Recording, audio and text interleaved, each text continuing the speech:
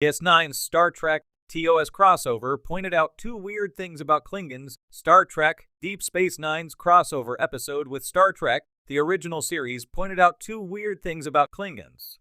In Star Trek Deep Space Nine, Season 5, Episode 6, Trials and Tribulations, the Bajoran Orb of Time unexpectedly sends Captain Benjamin Sisko, Avery Brooks, and the USS Defiant crew back to 105 years earlier in the Star Trek timeline. Against the backdrop of Star Trek, the original series, Season 2, Episode 15, The Trouble with Tribbles, Sisko's crew must prevent Klingon spy Arne Darvin, Charlie Brill, from assassinating Captain James T. Kirk, William Shatner, while dealing with the USS Enterprise's historical Tribble infestation. Trials and Tribulations is a lighter entry among the weighty episodes of Star Trek Deep Space Nine Season 5. Winking at the audience, characters make humorous references to Star Trek history as if it's a precursor to Star Trek Lower Decks. Of note are Captain Kirk's 17 temporal violations, the swap between gold and red for Starfleet Uniform Division colors, and the way that DS9's characters revere the crew of the original USS Enterprise as historical heroes. Deep Space Nine preserves TOS' visual style with brightly colored 23rd century Starfleet uniforms, uncomplicated fight choreography, and basic makeup for aliens, especially the Klingons. DS9's Star Trek TOS crossover made two different kinds of Klingons a joke. Star Trek Deep Space Nine's crossover with Star Trek, the original series, makes a joke out of the different kinds of Klingons in Star Trek. While Captain Sisko and LT, Commander Yajia Dax, Terry Farrell, keep an eye on Captain Kirk, Constable Odo, Renee Auberjonois, and LT. Commander Worf, Michael Dorn, monitor the Klingons, who are also taking leave at Space Station K7. Their waitress, Leslie Ackerman, confirms that the swarthy, smooth-headed visitors carousing across the room are Klingons, and all 24th century eyes turn to Worf, demanding an explanation. Bristling, a visibly uncomfortable Worf only says, "We do not discuss it with outsiders." At the time of Star Trek, the original series, the Klingon makeup was minimal, consisting of little more than face paint and distinctive facial hair. By the time of Star Trek, the motion picture, prosthetic makeup technology had advanced enough to give the Klingons a more alien look. According to Star Trek creator Gene Roddenberry, Klingons were always meant to have ridged foreheads, and viewers should imagine the new look when watching TOS reruns. Since Star Trek Deep Space Nine preserves TOS' visual style, however, it falls on Worf to dodge explaining the difference, which he does in the most amusingly Klingon way possible. According to Worf, the Klingon Empire went to war with their arch-enemies, the Tribbles, after Scotty, James Doohan, beamed the remaining Tribbles aboard the Klingon cruiser in Star Trek. The original series is The Trouble with Tribbles.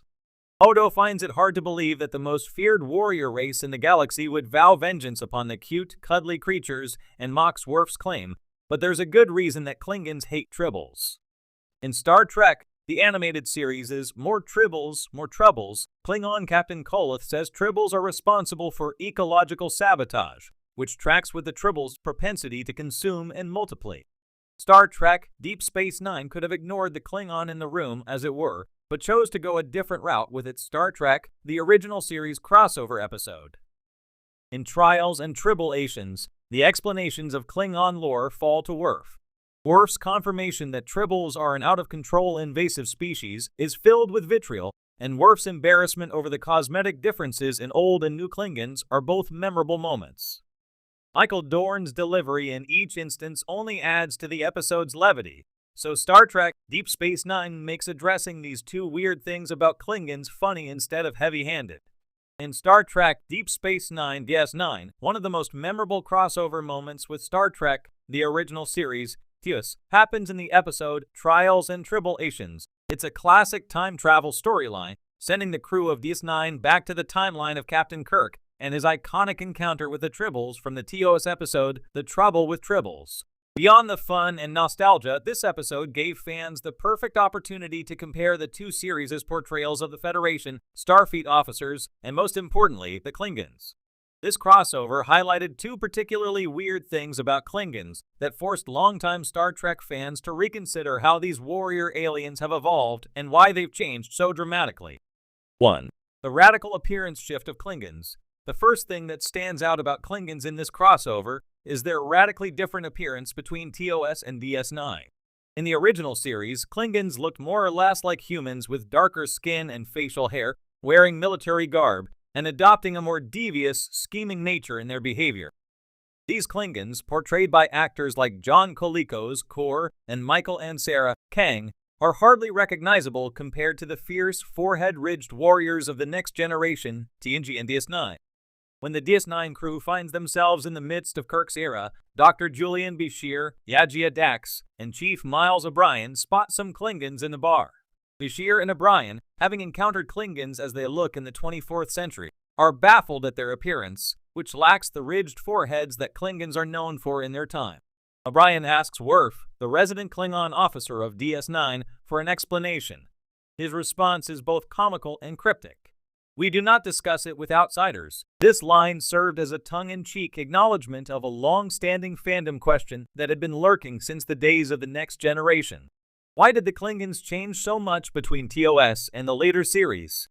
The ridged foreheads, elaborate armor, and general imposing presence of 24th century Klingons felt completely out of sync with their 23rd century counterparts, and fans had debated possible reasons for years. This change wasn't just aesthetic, it reflected a deeper transformation in how Star Trek treated Klingons. In the original series, they were often portrayed as the bad guys of the weak, antagonists that challenged the Federation's moral high ground. The redesign and reinvention of Klingons in TNG and beyond turned them into something much more layered. By DS9, the Klingons were no longer just enemies, they were allies with their own deep cultural traditions, ethical codes, and honor-based society. The physical changes mirrored this shift in narrative focus. The DS9 episode masterfully turns a joke into a meta-commentary on the evolution of Star Trek itself. Worf's refusal to talk about the change invites speculation, but it also subtly reminds viewers that Star Trek had outgrown the simple, almost caricatured version of Klingons that TOS presented. The in-universe explanation would later be given in Star Trek Enterprise, where a genetic experiment gone wrong during the 22nd century was revealed to be the cause of the Klingons' altered appearance. However, for many fans, the ambiguity of Worf's response in DS9 remains a much-loved nod to the franchise's self-awareness. 2. The Klingons' questionable place in Federation politics. The second weird thing that the DS9 TOS crossover highlighted about Klingons was their relationship with the Federation, particularly in how much their role and presence had evolved between the two series. In TOS, Klingons are firmly in the role of antagonists. They represent a constant threat to the Federation's peaceful expansion, often scheming and plotting against Kirk and his crew. Whether through subterfuge, territorial disputes, or outright confrontation, the Klingons were an embodiment of Cold War-era tensions, much like the Romulans, who also served as frequent adversaries. However, when DS9's crew travels back in time to the TOS era, their relationship with the Klingons becomes more ambiguous and strange. Dax, for instance, doesn't see them as mere enemies. She recalls knowing Klingon warriors personally, including the legendary Kor, and respects them. Her fondness for Klingons contrasts sharply with the more black and white view of Klingons in Kirk's time, pointing out that the rigid enemy lines in TOS had blurred by the 24th century. Klingons had become part of the broader tapestry of galactic politics, even forming an uneasy alliance with the Federation by TNG and DS9.